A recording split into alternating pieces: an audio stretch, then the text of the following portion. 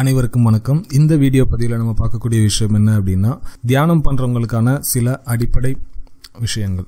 இப்போ நீங்கள் வீட்டில் இருந்து தியானம் பண்ணுறீங்க அப்படின்னா ஒரு நல்ல ஒரு இடத்த வீட்டில் தேர்ந்தெடுத்துக்கோங்க. அமைதியாக இருக்கக்கூடிய இடமா இருக்கணும். அதிகமான வெளிச்சம் இல்லாத ஒரு இடமா எடுத்துக்கோங்க. வெளிச்சம் அதிகமாக இருந்தது அப்படின்னா நீங்கள் கண்ணை மூடி இருக்கும்போது நம்ம கண்ணில் ஓடக்கூடிய அந்த ரத்த ஓட்டம் நம்ம கண்ணை ஒரு மாதிரியான உறுத்தல் கொடுத்துட்டே இருக்கும்.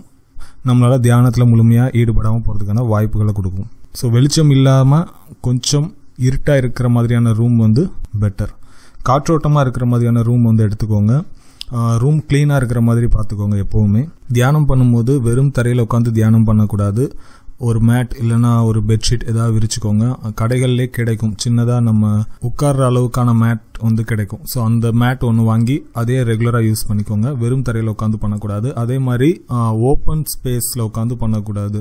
அதாவது வானம் தெரிகிற மாதிரியான இடத்துல உட்காந்து ரொம்ப நேரம் தியானத்தில் ஈடுபடக்கூடாது. நீங்கள் தியானம் பண்ணுறீங்க அப்படின்னா ஒரு தீபமோ இல்லை ஒரு சாமியினுடைய படத்தையோ முன்னாடி வச்சுட்டு தியானம் பண்ணலாம். ஏன் அப்படின்னா தியானம் பண்ணும்போது ஒரு 10-15 நிமிஷம் கழிச்சு கண் திறந்து பார்த்தீங்க அப்படின்னா மறுபடியும் உங்களுடைய மனதை குவித்து தியானத்தில் ஈடுபடுறதுக்கான வாய்ப்பை உண்டாக்கி கொடுக்கும். ஸோ அதனால் எப்பவும் தியானம் பண்ணுறீங்க அப்படின்னா சின்னதாக ஒரு அகல் தீபமோ இல்லை ஒரு சாமியினுடைய படத்தையோ முன்னாடி வச்சு தியானம் பண்ண ஆரம்பிங்க. நீங்கள் தியானம் பண்ணக்கூடிய இடத்துல தியானம் பண்ணாத சமயத்தில் ஏதாவது ஒரு மந்திரம் ரிப்பீட்டடாக ப்ளே ஆகிற மாதிரி பார்த்துக்கோங்க.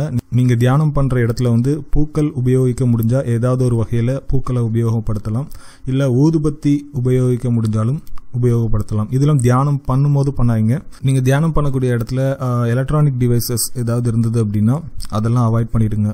உதாரணமாக டிவி, கம்ப்யூட்டர், மொபைல்ஸ் அந்த மாதிரியான விஷயங்கள்லாம் அந்த தியானம் பண்ணக்கூடிய அந்த அறையில் இல்லை அந்த இடத்துல உபயோகிக்கிறத தவிர்த்துடுங்க. அதே மாதிரி குழந்தைகள் உங்களை தியானம் பண்ணும்போது தொந்தரவு பண்ணாத மாதிரியான இடமா தேர்ந்தெடுக்கிறது நல்லது.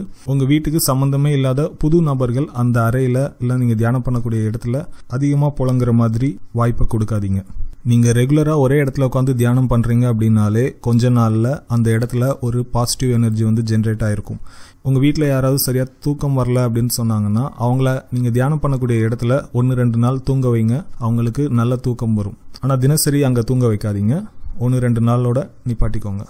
ரெகுலராக ஒரே இடத்துல உட்காந்து தியானம் பண்ணியிருக்கிறதுனால அந்த இடத்துல இருக்கக்கூடிய எனர்ஜி நீங்கள் பதட்டமாக உள்ள தியானத்தில் உட்கார்ந்தா கூட உங்களுடைய மனம் சீக்கிரமே குவியறதுக்கான ஒரு அமைப்பை ஏற்படுத்தி கொடுக்கும். இதெல்லாம் வீட்டில் இருந்து தியானம் பண்ணுறவங்க ஃபாலோ பண்ண வேண்டிய சில அடிப்படை விதிகள். தேவைப்படுறவங்க உபயோகிச்சுக்கோங்க. நன்றி.